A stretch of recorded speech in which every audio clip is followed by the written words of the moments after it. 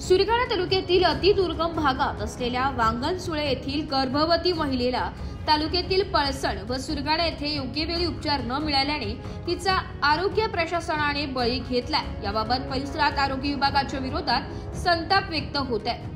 तालुक्यातील अतिदुर्गम भागातील वांगणसुळे येथील महिला रुक्मिणी पंकज गावित वर्ष 22 हिला बाळंतपणासाठी नातेवाईकांनी पळसण आरोग्य केंद्रात सोमवारी 27 ऑक्टोबर रोजी दाखल केले होते।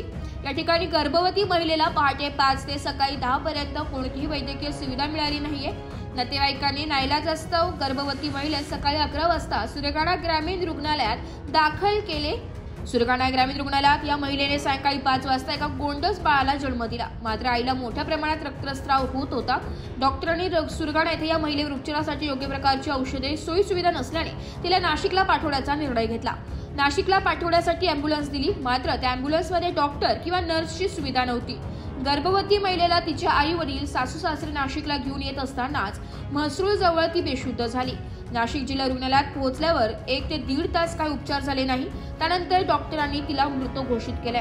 नवजात बालकास जिल्हा रुग्णालयातून पेठ रोडवरील नामको हॉस्पिटलमध्ये सध्या दाखल करण्यात आलाय। सुरगाणा येथे करोडो रुपये खर्च करून दवाखाना उभारला। विशेष म्हणजे दिंडोरी मतदारसंघाचे प्रतिनिधित्व केलेले खासदारांनी केंद्रात आरोग्य मंत्रीपद सांभाळले होते, तरीही सुरगाणा येथे नागरिकांना योग्य प्रकारची आरोग्य सुविधा मिळत नसल्याने या महिलेचा बळी आरोग्य प्रशासनाने घेतल्याचा संताप नागरिकांमधून व्यक्त होत आहे।